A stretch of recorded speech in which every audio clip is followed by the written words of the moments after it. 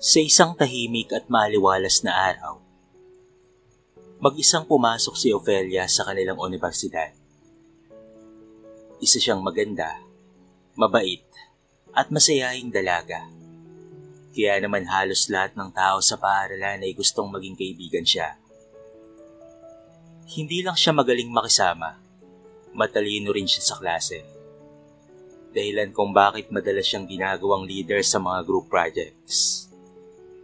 Mahal na mahal siya ng kanyang pamilya at patuloy siyang nagpapakita ng dedikasyon sa kanyang pag-aaral upang masuklian ang sakripisyo ng mga magulang. Ngayon, ay balak niyang magtungo sa library upang maghanap ng librong kailangan para sa kanilang takdang aralin sa biology. Alam niyang ang naturang libro ay medyo bihira na at hindi madaling makita. Kaya't nagdesisyon siyang puntahan ang pinakadulong bahagi ng library, kung saan nakalagay ang mga luma at hindi gaanong hinahanap ng mga libro. Habang naglalakad siya sa mahabang pasilyo ng library, napansin niyang papalapit na siya sa pinakadulong bahagi. Medyo madilim at tahimik ang paligid, dahilan upang makarinig siya ng bahagyang kurot ng kaba sa kanyang dibdib. Ganun pa man, pinilit niyang magpatuloy. "Siguro, nandito na yon," sabi niya sa sarili, habang sinisilip ang bawat estante. Nag-umpisa siyang magalungkat ng mga libro, kanya-kanyang tingin. Isa-isa niyang sinipat ang mga pamagat, ngunit hindi pa rin niya makita ang hinahanap. Biglang, isang bagay sa sahig ang tumama sa kanyang paa. Hindi niya ito agad napansin kaya naman, "Aray!" sigaw niya ng matapilok. Napaupo siya at kaagad na hinimas ang kanyang paa. Ngunit ang sumunod niyang nakita ay tila nagpahinto sa kanyang hininga. "Paa ng tao?" bulong niya. Nanlaki ang kanyang mga mata. Dahan-dahan niyang sinundan ang direksyon ng paa at nakita niyang may nakasandal na lalaki sa kabinet ng libro. Mahimbing itong natutulog. Mukhang walang pakialam sa paligid. Hinahabol ni Ofelia ang kanyang hininga. "Diyos ko, ano ba naman to? Ba't dito natutulog tong tao na to?" Mahina niyang bulong sa sarili, habang palihim na iniinspeksyon ng binata. Sa kabila ng kanyang inis, napansin niyang maamo ang mukha nito, parang estudyante rin. Ngunit halatang pagod na pagod ang itsura. Agad na sana siyang aalis, nang mapansin niya ang hawak nitong libro. Napabuntong hininga siya. "Ito ang hinahanap kong biology book," bulong niya sa sarili. Sabik na sabik sa ideyang makuha ito. Dahan-dahan siyang lumapit upang kunin ang libro. "Pasensya ka na kuya, kailangan ko talaga ito eh," pabulong niyang sabi, habang iniaabot ang aklat. Ngunit sa hindi inaasahang pagkakataon, biglang dumilat ang lalaki. "It's mine," sabi nito sa mababa at husky na boses. Halatang nagulat rin ito, ngunit mas mukhang naiirita. "Ay!" sigaw ni Ofelia, sabay bitaw sa libro. Sa sobrang gulat, hindi sinasadyang nasampal niya ang binata, habang pilit na iniaabot ang libro. "Uy, ano ba?" gulat na sigaw ng lalaki. Hawak-hawak ang kanyang pisngi. Pasensya ka na, kailangan ko lang talaga to," mabilis na sagot ni Ofelia. Halos takpan ang kanyang mukha sa sobrang hiya. Hindi na siya naghintay ng sagot at agad na tumakbo papalabas ng library, dala ang librong iyon. Pagkatapos ng klase, napagdesisyonan ni Ofelia na umuwi na lamang ng maaga upang makapag-aral sa bahay. Habang naghihintay siya ng jeep sa waiting shed, binabasa niya ang biology book. Iniisip niya kung papaano siyang makakapasa sa susunod na pagsusulit. Biglang naramdaman niyang may tumabi sa kanya.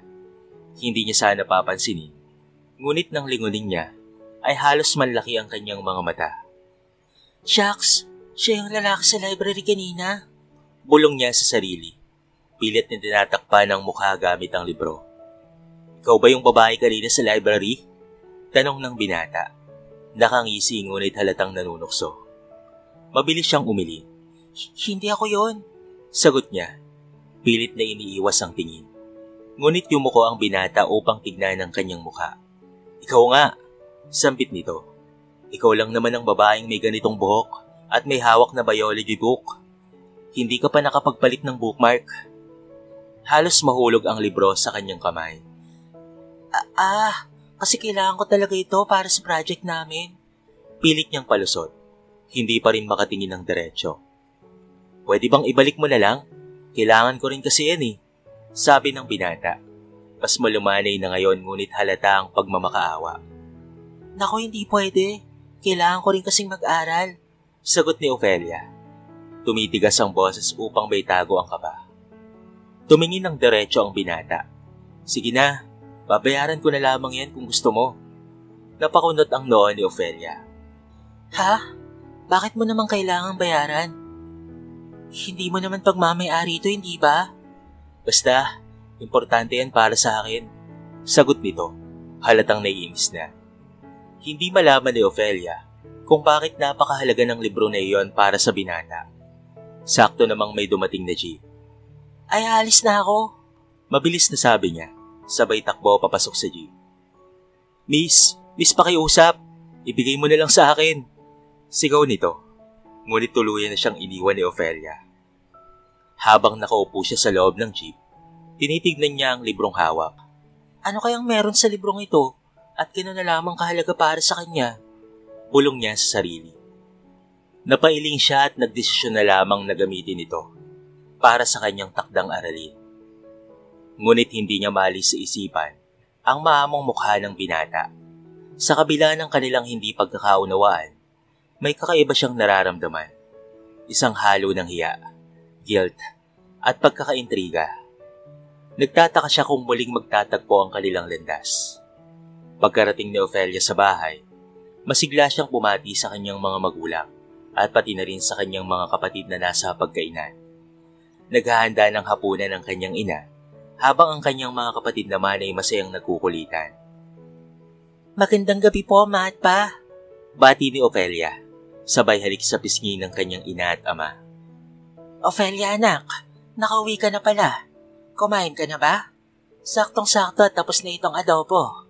Masiglang bati ng kanyang ina na si Aling Rosa. Opo ma, gusto ko po niyan. Paborito ko yan eh. Sagot naman ni Ophelia habang nakangiti. Anak, proud na proud kami sa'yo. Sabi ng kanyang ama na si Mang Ernesto habang hinahain ng kanin sa plato. Bukod kasi sa mabait kang anak, matalino ka pa sa klase. Huwag mong pababayaan ang pag-aaral mo ha, iha. At tandaan mo, bawal pa ang magnobyo ha. Napangiti si Ophelia sa paalala ng kanyang ama.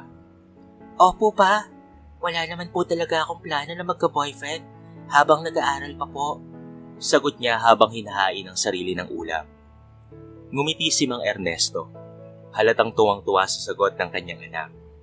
Buti naman kung ganoon anak. Alam mo, dapat ka talagang tularan ng mga kapatid mo. Tama ba ako, Rosa? Tumango naman si Aling Rosa habang sinasabihan ng dalawang kapatid ni Ophelia, sina Miguel at Andrea. Oh, narinig niyo ang ate niyo? Dapat kayo rin. Mag-focus kayo sa pag-aaral. Wala mo ng kalokohan ha? Sige po ma, pa. Pero ate, baka naman ikaw lang talaga ang mabait dito ha? Biro ni Miguel sabay tawa. Sus Miguel, kahit ikaw, kaya mo rin yan. Basta't magpursige ka. Sagot ni Ophelia habang hinahaplos ang ulo ng kapatid. Tama na ang kwentuhan at magdasal na muna tayo, sabi ni Mang Ernesto. Pagkatapos magdasal, masaya nilang pinagsaluhan ng hapunan. Pagkatapos kumain, nagtungo kaagad si Ophelia sa kanyang kwarto upang mag-aral gamit ang biology book na hiniram niya mula sa library. Inilabas niya ito mula sa kanyang bag at sinimulan ng magbasa. Habang seryoso siyang nag-aaral, napansin niyang may nakatuping papel sa gitna ng libro. Ano naman kaya to? Tanong niya sa sarili.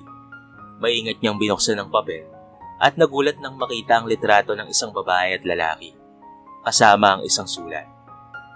Ito ang lalaki sa library kanina, bulong ni Ophelia habang tinitignan ang litrato. Binasa niya ang sulat na may ilang nakasulat na. Harvey, 7 taon tayong magkasama pero pakiramdam ko, hindi na ako masaya. Pasensya ka na ha, pero kailangan ko nang tapusin to.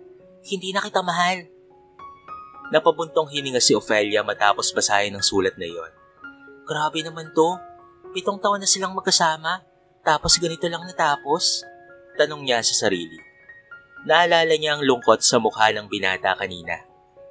Napagtanto niyang kaya pala napakahalaga ng libro sa binata ay dahil dito iniwan ng babaeng mahal niya ang sulat ng paghihiwalay. Kaya rin siguro natutulog ang binata sa madilim na sulok sa library dahil baka umiiyak ito at nakatulog sa kakaiyak. Naaawa tuloy siya rito. Ay nako, nakakonsensya naman. Inago ko pa ang libro niya. Mahinang sabi niya habang hinihimas ang noo. Sa kabila ng guilt, nagdesisyon si Ofelia na tapusin ang pag-aaral bago matulog. Bukas na lamang niya ibabalik ang libro dito. Kinabukasan, maagang nagtungo si Ofelia sa library sa pag-asang makikita niyang muli si Harvey. Umupo siya sa isang sulok at tahimik na naghintay. Lumipas ang 30 minuto, ngunit wala pa rin ang binata. Mukhang hindi na babalik, sabi niya sa sarili. Handa nang tumayo. Ngunit sa kanyang paglingon, nakita niya si Harvey nakakapasok pa lamang sa library. Agad niyang inihanda ang libro at huminga ng malalim bago siya lumapit. Walang pasabing inilapag ni Ofelia ang libro sa harapan ng mesa ng binata. Nagulat si Harvey at tumingala sa kanya. Ikaw na naman? Anong ginagawa mo dito? Tanong nito na halatang naguguluhan. Pasensya ka na sa ginawa ko kahapon. Eto na ang libro mo. Saka, nabasa ko rin pala ang sulat sa loob. Sorry ha. Sagot ni Ofelia habang nakatingin sa sahig. Biglang lumungkot ang mukha ni Harvey. Peking ngumiti ito at sinabing, okay lang, wala na rin namang halaga yon. Tumalikod ito at muling naupo sa mesa. Nang makita ni Ofelia ang lungkot sa mukha ni Harvey, nagdesisyon siyang umupo sa harapan nito. Alam mo, kahit hindi kita kilala ng gusto kong sabihin na hindi mo dapat pagsisihan ang nangyari. Ginawa mo naman ang lahat, hindi ba? Tumingin si Harvey kay Ofelia, bahagyang nagulat sa sinabi ng dalaga. Sa tingin mo, kung ginawa ko ang lahat, bakit pa rin niya ako iniwan? Hindi ko alam ang buong kwento, pero naniniwala akong hindi mo kasalanan yon. Minsan, kahit anong effort ang ibigay natin, may mga bagay talagang hindi nagkakatuluyan. Sagot ni Ofelia. Ngumiti si Harvey. Tila nakaramdam ng kaunting ginhawa. Salamat, miss. Ngayon ko lang napansin, hindi pa pala kita kilala ng husto. Pwede ko bang malaman ang pangalan mo? Ngumiti rin si Ofelia. Ako nga pala si Ofelia. Graduating student din dito tulad mo. At ikaw naman si Harvey, tama ba? Ngumiti at tumango naman ang binata. Sorry ulit sa ginawa kong pagsambal sa iyo kahapon ha. Hindi ko talaga sinasadya. Nadala lang talaga ako ng gulat at pati na rin taranta. Behiyang sabi ni Ofelia. Natawa naman si Harvey. Mukhang hindi mo makakalimutan yun ano. Okay lang yon at naiintindihan ko naman. Kaya kalimutan mo na lang yon. Natatawang sabi ni Harvey habang si Ofelia ay namumula sa kahihiyan. Simula noon, naging magkaibigan ang dalawa. Madalas silang nagkikita sa library upang mag-usap at nagtutulungan sa pag-aaral. Ngunit sa kabila ng masayang pagkakaibigan, napansin ni Ofelia ang isang side ni Harvey. Mahilig itong tumugtog ng gitara, sumama sa banda at uminom ng alak at nagyoyose rin kasama ang mga kaibigan. Bagamat naiilang si Ofelia, hindi ito naging hadlang sa kanilang pagkakaibigan. Isang araw, masaya silang nag-uusap sa waiting shed habang naghihintay ng masasakyan nang biglang may humintong motor sa harapan nila. Bumaba mula rito ang ama ni Ofelia na walang iba kung hindi si Mang Ernesto na may seryosong ekspresyon sa mukha. Pa! Gulat na bati ni Ofelia. Agad siyang lumapit at nagmano. Sinilya pa ni Mang Ernesto si Harvey. Sino yan? Tanong nito. Malamig ang boses. Pa, si Harvey po, kaibigan ko. Sagot ni Ofelia. Sinenyasan niya si Harvey na magmano sa kanyang ama. Nahihiyang tumayo si Harvey at nagmano rito. Magandang hapon po, tito. Uwi na tayo. Sumakay ka na. Malamig na sabi ni Mang Ernesto. habang tinititigan si Harvey. May sasabihin pa sana si Ophelia nang makitang parang hindi natutuwa ang kanyang ama. Hindi na nagawa pang magpaliwanag ni Ophelia at sumunod na lamang sa utos ng ama. Habang umaandar ang motor pauwi, hindi mawala sa isipan niya ang malamig na pakikitungo ng kanyang ama kay Harvey. Bakit kaya ayaw ni Papa kay Harvey? Bulong niya sa sarili. Ngunit alam niyang darating ang araw na magkakaroon din siya ng pagkakataon na ipaliwanag ang tunay nilang pagkakaibigan. Pagka-uwi ni Ophelia sa kanilang bahay, tahimik ang paligid. Naroon ang kanyang ama sa sala. Ngunit malamig ang ekspresyon nito. Pa, galit po ba kayo sa akin? Bungad ni Ophelia, pilit na pinapatahan ng kaba. Hindi sumagot ang kanyang ama at patuloy na binabasa ang hawak na dyaryo. Lumapit si Ophelia. Pa, gusto ko lang pong ipaliwanag. Kaibigan ko lang po si Harvey. Wala po akong balak na magkanobyo ngayon. Pangako. Ibinaba ng kanyang ama ang dyaryo at siya ay hinarap. Dapat lang, Ophelia. Huwag mong kakainin ang mga salitang binitawan mo. Kapag ikaw ay lumihis sa mga pangako mo, ako'y magagalit at labis na madidismaya. Natigilan si Ophelia at napalunok. Opo pa, hindi po mangyayari yon. Simula noon, sinubukan niyang umiwas kay Harvey. Ganun pa man, hindi ito naging madali dahil palaging nilalapitan siya ng binata. Ophelia, bakit parang iniiwasan mo na ako? Tanong ni Harvey isang araw. Kitang-kita ang pag-aalala sa kanyang mukha. Harvey, pasensya ka na. Sagot ni Ophelia. Nangingilid ang luha sa kanyang mga mata. Ayoko kasing pikuhin ang mga magulang ko. Pero, hindi ko rin may tatanggi na parang may nararamdaman akong kakaiba para sa'yo. Hinawakan ni Harvey ang kamay niya. Ophelia, mahal kita. Hindi ko kayang mawala ka. Dahil sa pag-amin na yon, naging sila ng patago. Sa piling ni Harvey, nakakalimutan ni Ophelia ang kanyang mga alalahanin. Ngunit palagi rin siyang kinakain ng konsensya. Isang araw, bigla na lamang silang nahuli ng kanyang mga magulang. Ophelia, ano to? Sinasabi ko nang huwag kang makikipag-boyfriend. Sigaw ng kanyang ama. Pulang-pula ang mukha nito sa galit. Pa, mahal ko po si Harvey. Sagot ni Ophelia, habang nanginginig ang boses. Ililipat kita ng paaralan. Hindi ka na dapat makipagkita pa sa kanya. Galit na utos ng kanyang ama. Ayoko pa. Ayoko. Pagtutol ni Ophelia. Hindi niyo pwedeng diktahan ng puso ko. Dahil sa tindi ng emosyon, umalis na si Ophelia at nagtungo sa studio ni Harvey. Nang makita siya ng binata, agad siyang niyakap nito. Bakit ka umiyak? Tanong ni Harvey, na puno ng pag-aalala. Nagalit ang mga magulang ko. Sagot ni Ophelia. Gusto nilang pag-iwalayin tayo. Hindi mangyayari yan. Sagot ni Harvey. Nandito ako. Hindi kita iiwan. Habang nag-uusap, inalok siya ni Harvey ng isang baso ng alak. Harvey, hindi ako umiinom. Sabi ni Ophelia. Isang baso lang. Para makapagpahinga ka. Pangungumbinsi ni Harvey. Sa unang lagok, naduwal si Ophelia. Ngunit napilitang uminom pa habang nag-uusap sila. Hindi nila namalayan ang oras hanggang sa naparami na pala ang kanilang nainom. Harvey, kailangan ko nang umuwi. Sabi ni Ophelia. Pero pinigilan siya ni Harvey. Delikado na sa labas. Dito ka na lang matulog. Sabi ng binata.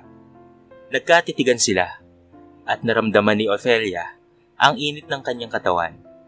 Sa hindi inaasahang pagkakataon, napalapit ang kanilang mukha at tuluyan nang naglapat ang kanilang mga labi. Nagising si Ophelia ng tanghali na. Napansin niyang wala siyang suot at tanging kumot lamang ang nakatakip sa kanya. Agad siyang tumayo at nagbihis. Late na ako sa exam, sambit niya habang gulat na gulat. Relax lang, Ophelia, sabi ni Harvey, kalmado lang na nakahiga. Pagka-uwi sa bahay, sinalubong siya ng kanyang inang umiiyak. Anak, saan ka ba nang galing? Halos mabaliw kami ng papa mo sa pag-aalala, sabi ng kanyang ina. Ma, sorry po. Napasobra lang po ako ng paglabas. Sagot ni Ofelia. Yumuko sa kahihiyan. Pumasok ang kanyang ama. Galit na galit ito. Ofelia, saan ka galing? Tanong nito. Sa bahay po ni Harvey. Mahinang sagot niya. Ano? May nangyari ba sa inyo? Tanong ng ama, na puno ng pagsisisi. Hindi sumagot si Ofelia, ngunit kitang-kita ang kaba sa kanyang mukha. Ofelia! Sigaw ng kanyang ama. Wala bang pag-asa ang mga pangarap namin para sa'yo? Pa, nangako po si Harvey. Napapanagutan niyo po ako kung sakali. Sagot ni Ofelia. At paano kang nakakasiguro ha? Bulyaw ng ama. Hindi nakasagot si Ofelia, kaya't bumigat ang sitwasyon.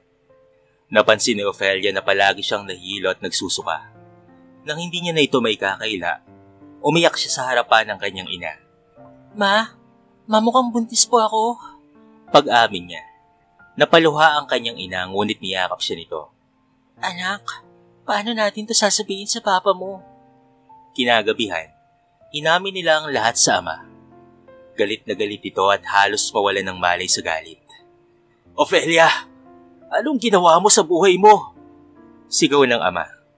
Pa, ipapakausap ko sa'yo si Harvey bukas, sabi ni Ofelia habang umaasa. Nagkita sila ni Harvey sa isang coffee shop. Harvey, buntis ako, sabi ni Ofelia na nanginginig. Hindi kaagad sumagot si Harvey nang makita ang seryosong mukha ni Ofelia. Napasimango dito at biglang tumayo. Harvey, saan ka pupunta? Tanong ni Ofelia. Hinawakan ang kamay nito. Ofelia, hindi ko kaya to. Ang dami ko ng problema. Galit na sagot ni Harvey. Inagaw ang estudyo ko at wala na akong magawa. Harvey, anak mo to. Sigaw ni Ofelia at umiiyak. Anak ko ba talaga? Sigaw ni Harvey at galit na galit. Sa sobrang sakit, sinampal ni Ofelia si Harvey. Akala ko ba mahal mo ko? Hindi sumagot si Harvey at iniwan si Ofelia.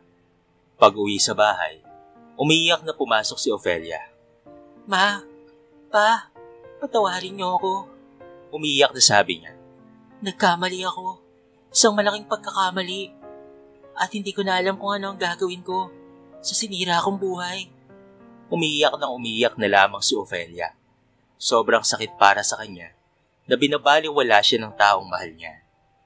Ngunit ang ama niya ay tahimik lamang. Sa kabila ng lahat, ramdam niya ang bigat ng pagkabigo nito. Sa gabing iyon, nagdasal si Ofelia. Humihiling ng lakas upang harapin ang kanyang hinaharap.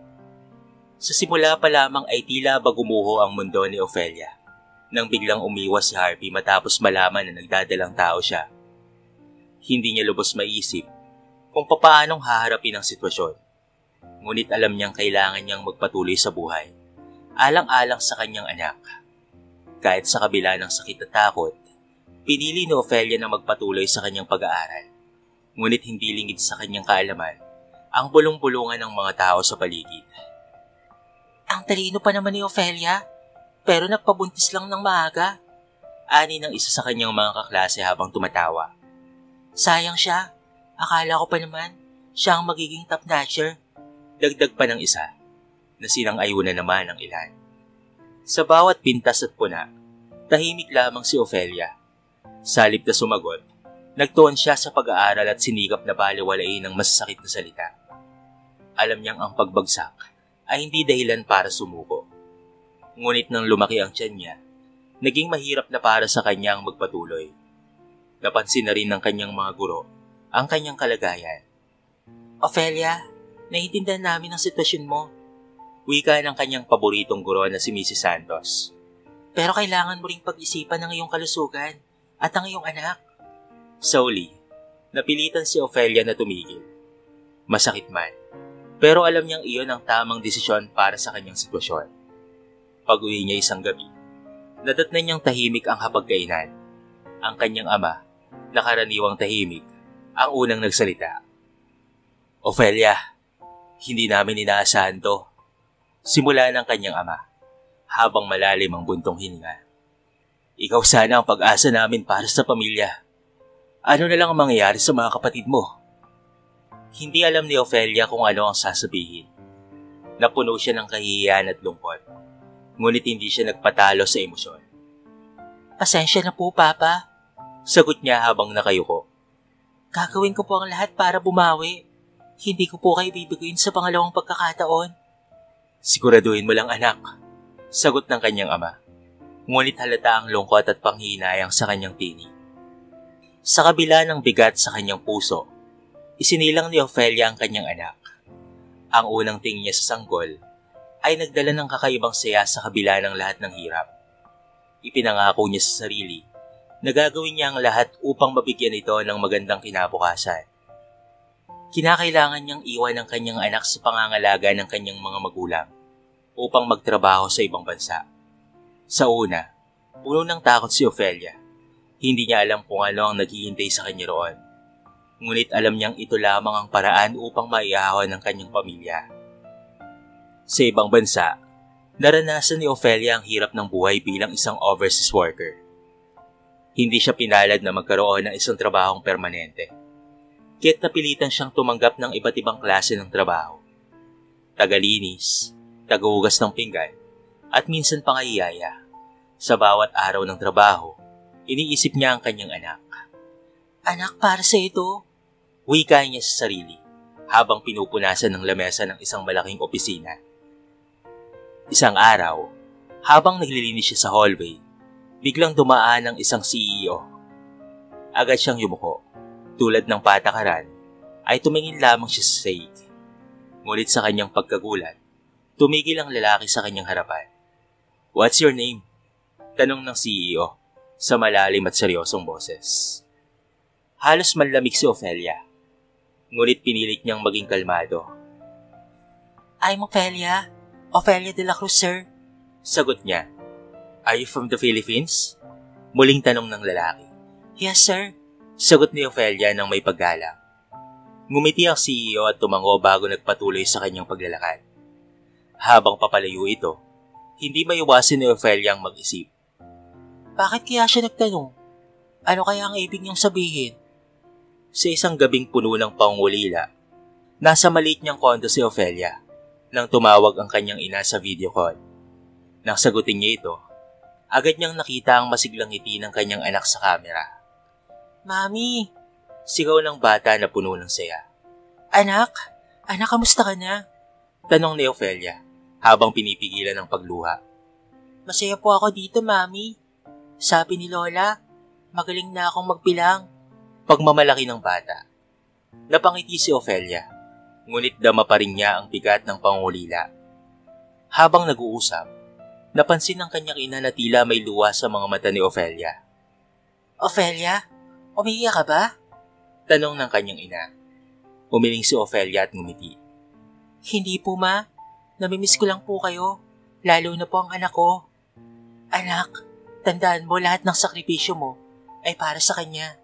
Ang hirap na nararamdaman mo ngayon, may kapalit na tagumpay." Sagot ng kanyang ina na puno ng pagmamahal at suporta.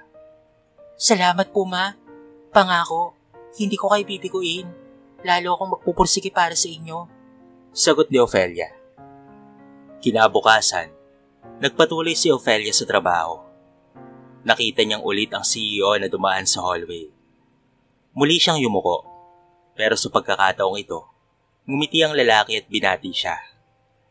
"Good morning, Ofelia," wika ng CEO.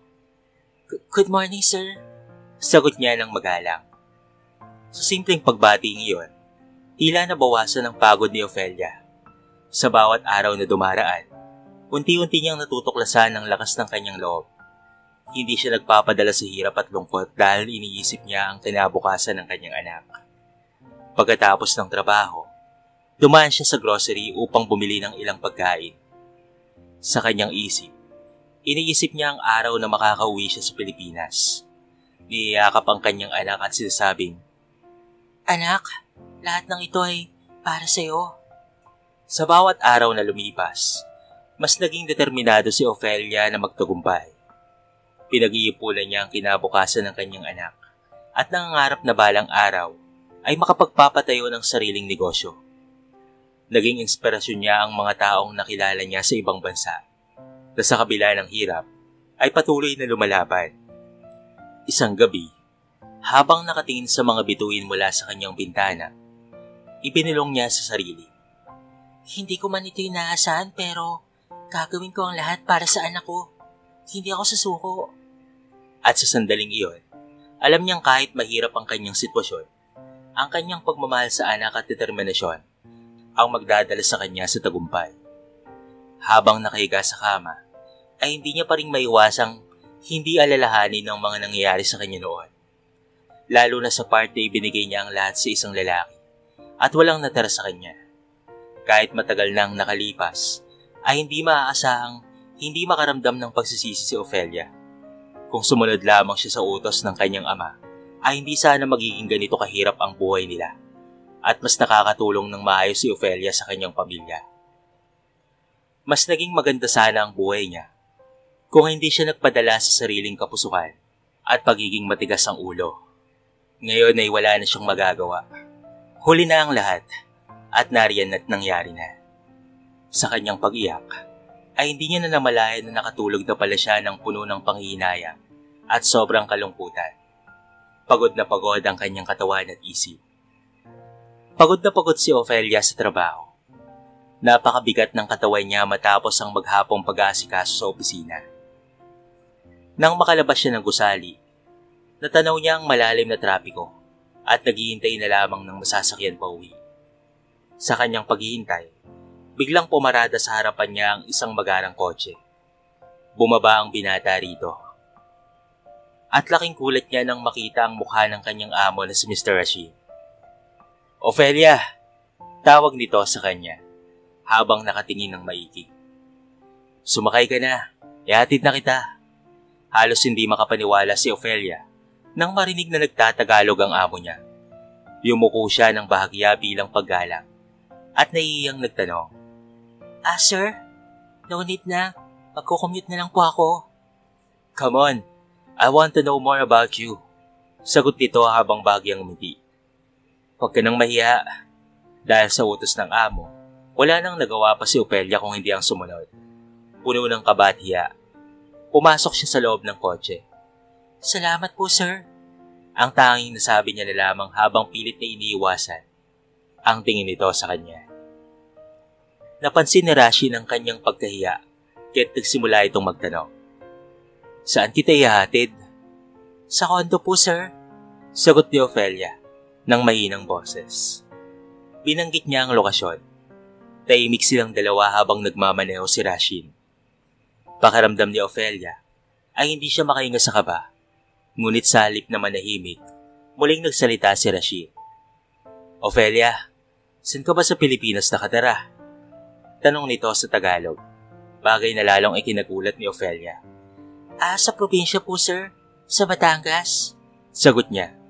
Napalunok siya habang iniisip kung bakit bigla na lamang nagiging palakaibigan ng amo niya.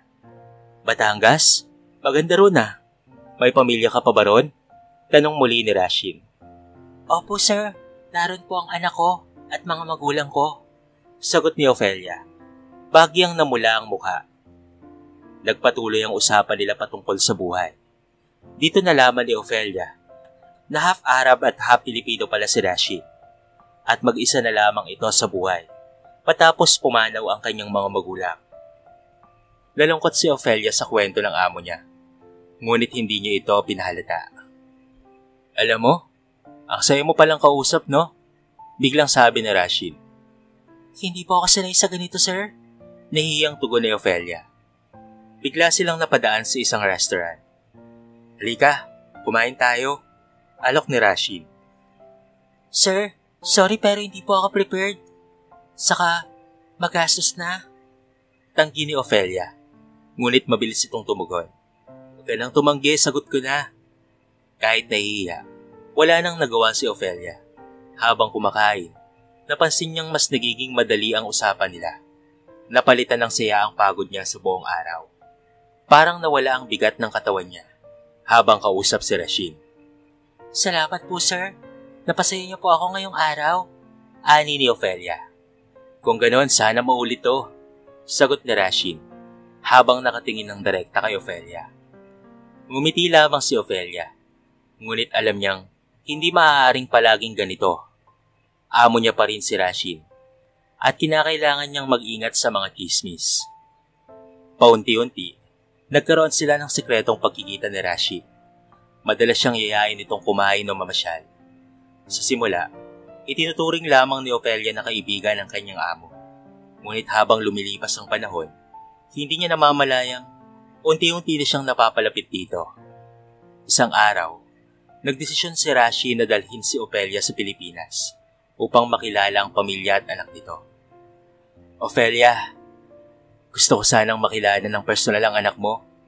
Lagi ko lang siyang nakikita sa video call eh. Halos maiyak si Ofelia sa sinabi ni Rashid. Ramdam niya ang sinseridad nito.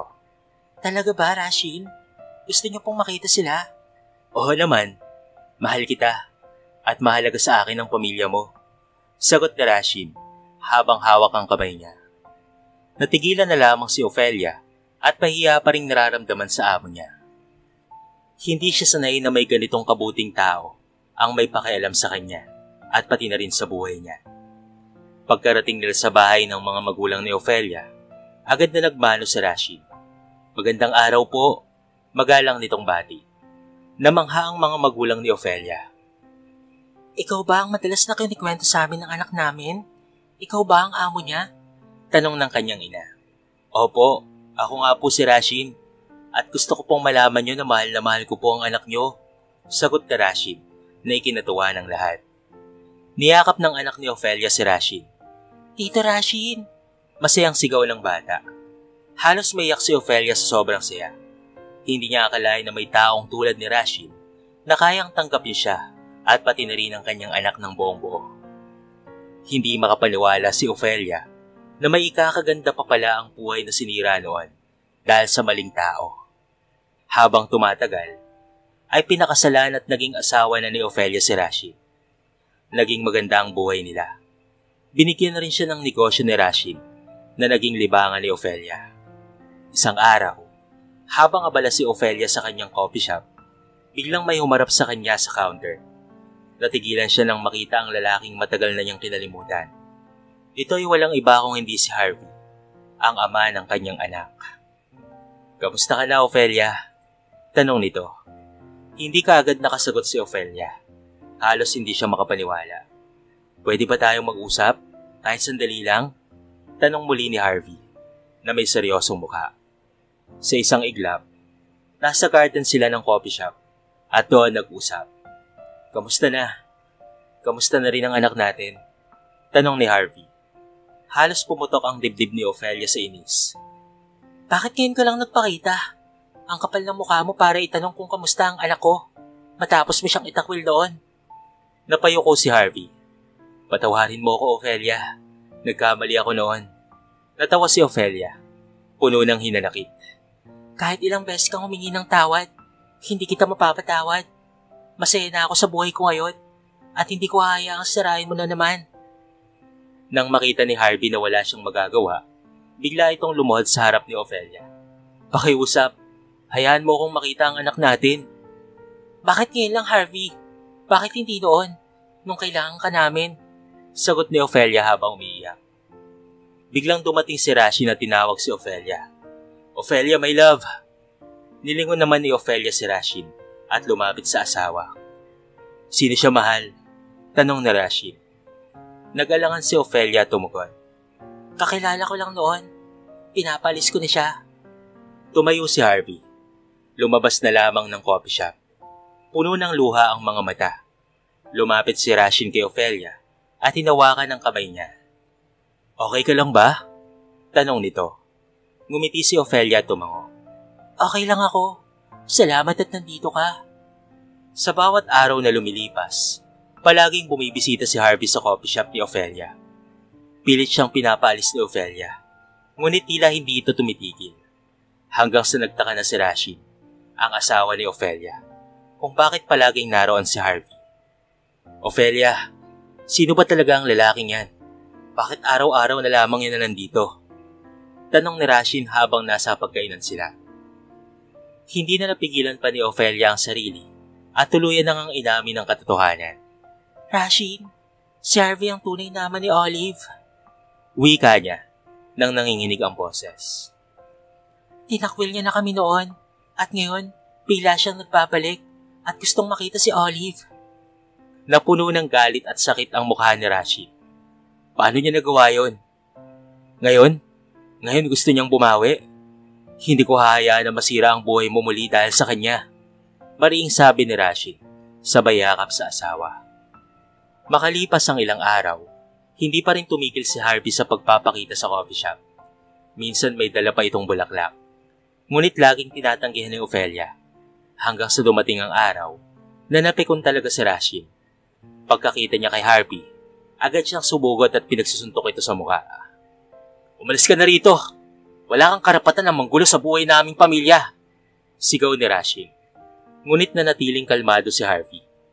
Hindi ako aalis. Hanggat hindi ko nakikita ang anak namin. Mahal ko pa rin si Ofelia at gusto kong itama ang mga pagkakamali ko. Sagot nito habang pinupunasan ng dugong tumutulo sa labi niya. Pagmamahal? Galit na sabi ni Rashid. Asawa ko na ngayon si Ofelia at wala kang karapatang bumalik sa buhay niya. Akala ni Rashid na itigil na si Harvey. Ngunit lalo pa itong naging determinado. Hanggang sa isang araw, malakas ang ulan at mag-isang nagbabantay si Ofelia sa coffee shop. Biglang dumating si Harvey, basang-basa at umiiyak. Harvey, ano na naman ang kailangan mo? Umalis ka na. Galit na sabi ni Ofelia. Ngunit sa halip na umalis, mabilis siyang niyakap ni Harvey. Ofelia, mahal na mahal pa rin kita. Hindi ko na kayang itago. May sakit ako.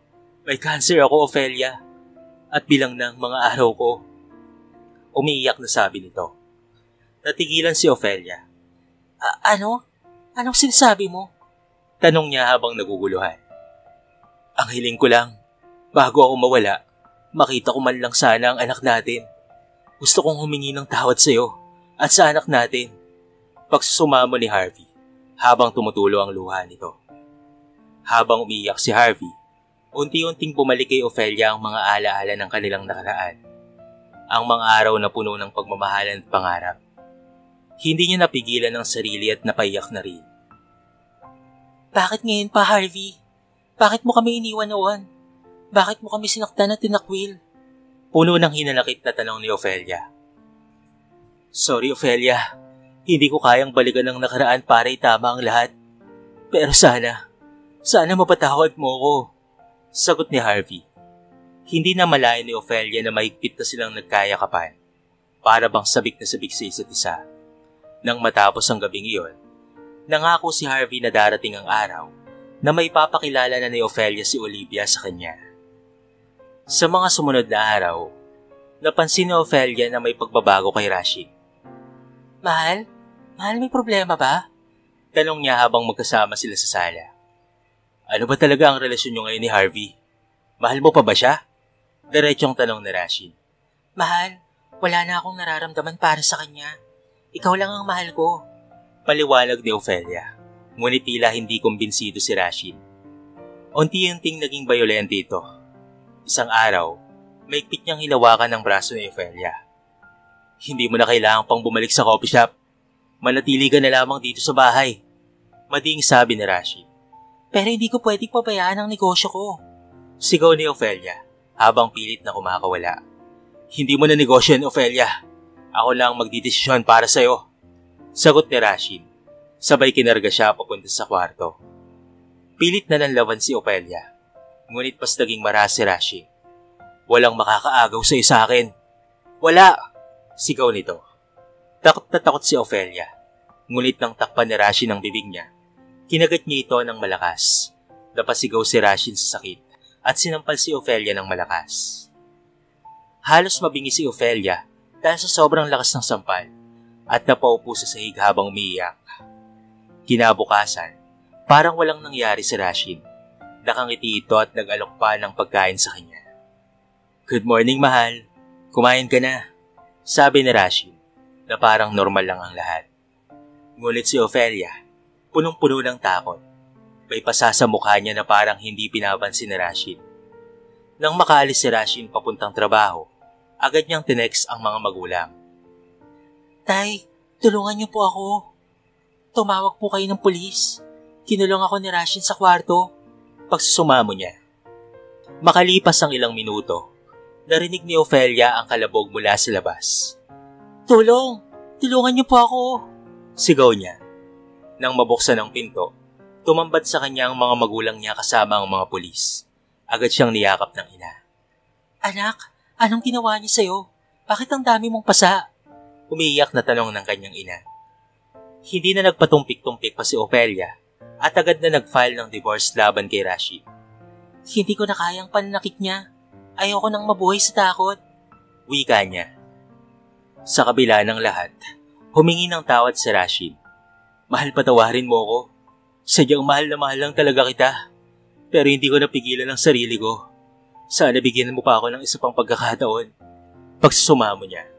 Rashid, ang pagmamahal mo ay naging sobra at hindi na maganda. Hindi na ako babalik pa sa'yo. Matatag na sagot ni Ophelia. Naiintindihan ko, Ophelia. Kahit ako, hindi ko mapapatawad ang sarili ko sa mga nagawa ko sa'yo. Mali ako, Ophelia. Mahal kita, Ophelia. Kaya ako nagawa yun. Pero kailangan ko respetuhin ang desisyon mo. Salamat sa pagmamahal sa akin ng buo, mahal. Nasabi na lamang ni Rashid bago itutuloy ng lumayo sa kanila. Simula ng tuluyang talikuran ni Ophelia ang dating relasyon niya kay Rashid, ibinuhos niya ang lahat ng atensyon sa pagmamahal sa kanyang anak na si Olivia. Ayaw na sana niyang maulit ang pagkakamaling umasa sa maling tao. Bagamat mahirap ang buhay sa simula, natutunan niyang magpakatatag para sa kanilang dalawa. Unti-unti niyang nabuo ang sarili, kasabay ng pagbuo ng bagong kinabukasan para sa kanila. Isang umaga, habang nag-aalmusal silang mag-ina, nag-usap sila patungkol sa plano ni Ophelia. Olivia, anak, may iniisip akong gawin para sa atin. Simula ni Ophelia habang naghahain ng kape sa mesa. Ano po yun, ma? Tanong ni Olivia na puno ng kuryosidad habang umunguya ng pandesal. Gusto kong magtayo ng maliit na negosyo. Gagawa tayo ng maliit na bakery na may tinapay at kape. Alam kong kaya natin ito. Sagot ni Ophelia na may determinasyon sa tinig. Wow, ma. Gusto ko pong tumulong. Kaya natin yan. Palagi akong nakasuporta sa iyo, mama. Masiglang tugon ni Olivia. Halatang sabik sa ideya. Napangiti si Ophelia sa suporta ng kanyang anak. Siya ang naging inspirasyon niya para magsimulang muli. Sa simula, nagbenta si Ophelia ng tinapay at pati na rin kape sa mga kapitbahay. Habang lumilipas ang mga linggo, dumami ang kanilang suki. Sa bawat ngiti at papuri ng mga bumibili, nararamdaman niyang may pag-asa pa. Ang sarap ng tinapay mo, Ophelia, sabi ng isang suki, habang iniaabot ang bayad. Siguradong papatok ito kung magtatayo ka ng tindahan. Ang galing at ang tapang mo talaga, lalo na at ikaw na lamang ang isang bumubuhay sa anak mo. Salamat po.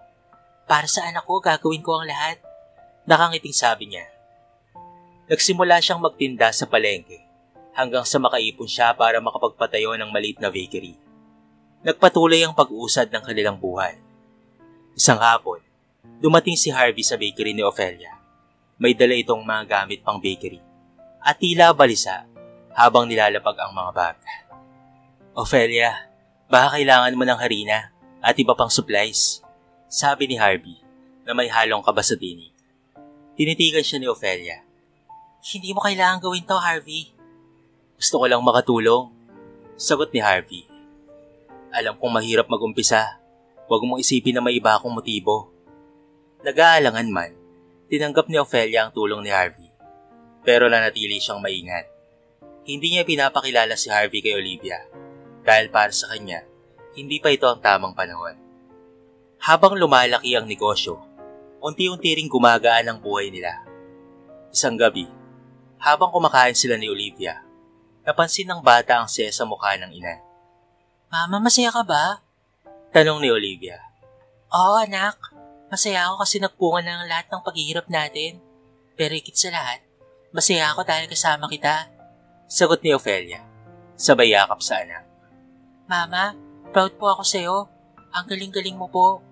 Ani ni Olivia na may ngiti sa labi. Lumipas ang ilang buwan. Nakatanggap si Ophelia ng tawag mula sa opisina. Malubha na ang kalagayan ni Harvey at gusto siyang makausap. Olivia, may sasabihin ako sa iyo, anak. Sabi ni Ofelia habang nakaupo silang mag-ina sa sala. Ano po yun, Mama? Tanong ni Olivia na may halong kaba. Yung lalaking tumutulong sa atin, si Harvey. Siya ang tunay mong ama. Sagot ni Ofelia na may kaba sa boses. Nanlaki ang mga mata ni Olivia. Ano po? Bakit ngayon ko lang po nalaman? Hindi ko alam kung paanong sasabihin sa iyo noon, anak. Tinakwil niya tayo dati, pero bumalik siya para humingi ng tawad. Paliwanag ni Ofelia. Mama, gusto ko po siyang makita. Gusto ko pong marinig ang paliwanag niya. Tugon ni Olivia. Dumiretso sila sa ospital. Pagbukas nila ng pinto ng silid ni Harvey, nakita nilang mahina na ito at nakahiga sa kama. Nang makita sila ni Harvey, ay agad na tumulo ang kanyang luha. Olivia, anak, mahina niyang sabi habang pilit na iniabot ang kamay ng bata. Lumapit si Olivia. Nag-aalangan ngunit puno ng emosyon. Ikaw ba ang tunay kong ama? Anak, oo. Ako ang ama mo. Sagot ni Harvey na umiiyak. Patawad sa lahat ng pagkukulang ko. Sana mapatawad mo ako. Bakit mo kami iniwan, Papa? Tanong ni Olivia. Napigil ang luha. Kung nagkamali ka man, sana sinabi mo na lamang sa amin. Huwag na nating balikan pa ang nakaraan, anak. Ang mahalaga ay narito na ako ngayon. Wika ni Harvey, habang mahigpit na hinahawakan ang kamay ng anak. Tahimik na tumutulo ang luha ni Ofelia, habang pinapanood ang tagpong iyon.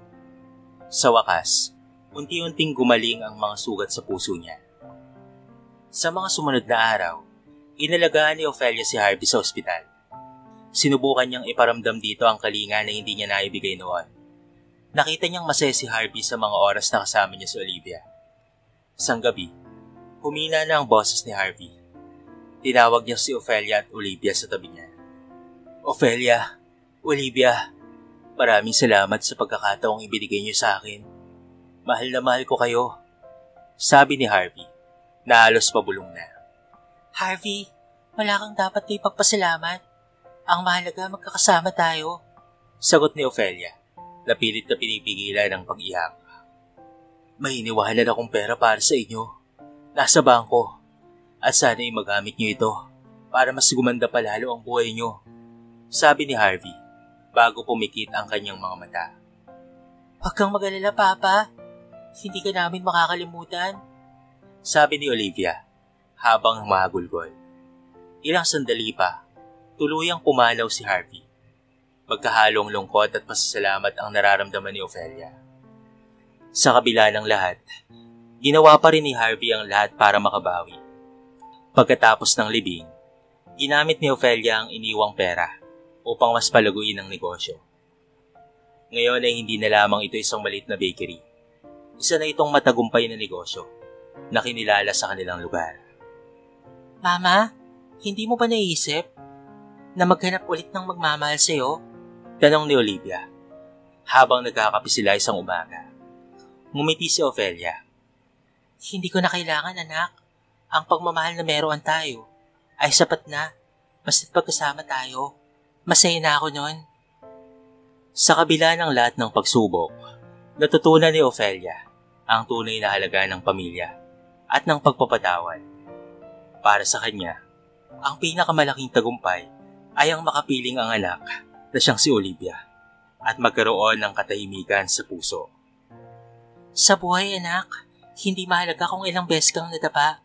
Ang mahalaga, marunong kang bumangon. Wika ni Ofelia, habang yakap ang kanyang anak, ang kanyang pinakamamahal na inspirasyon.